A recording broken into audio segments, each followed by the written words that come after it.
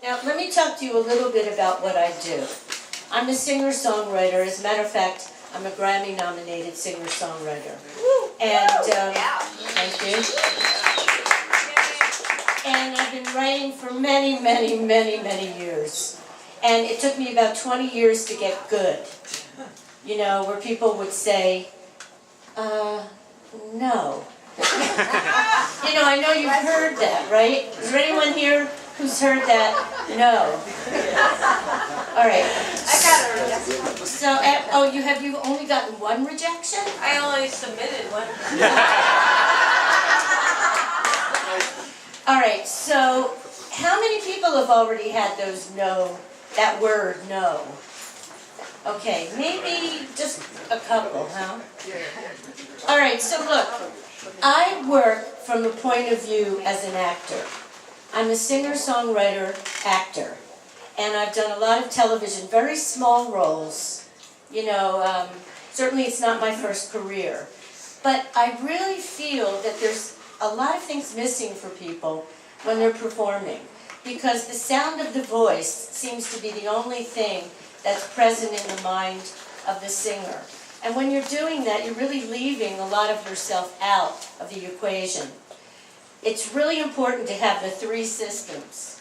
And some of you who already know me, you've heard this before.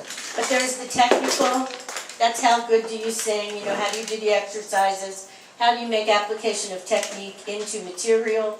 The second one is, how are you emotionally connected to the lyric?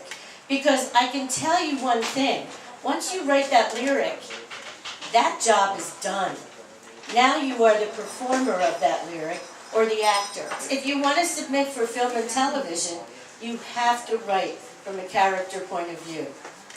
You know, it makes it so much easier. We need to understand who it is that we're writing for.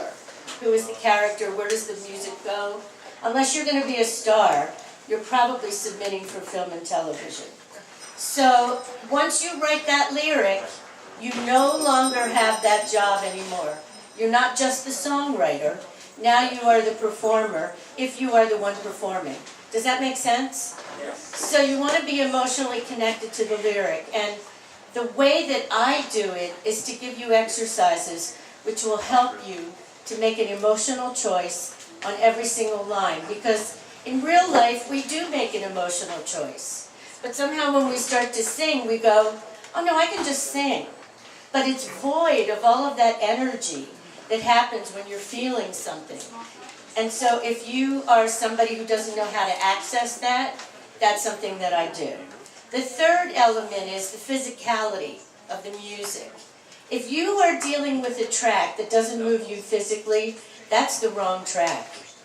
And, you know, if you're working with a producer who is not really listening to you but has his or her own vision, you're not going to get what you want. And no matter how many years and how long you practice that, at the end of the day, you will not like that performance.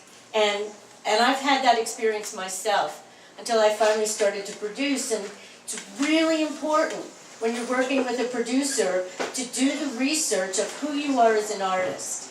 And so if your body isn't doing something when you're hearing that track, that's not the right track for you. You know, I mean, I've hired singers that are really fantastic, but they're just like demo singers, you know. They're not invested in the song. So I'm going to be talking a little bit about that. And it's so important to me that I wrote this book called Once More with Feeling. And it's a pretty good book.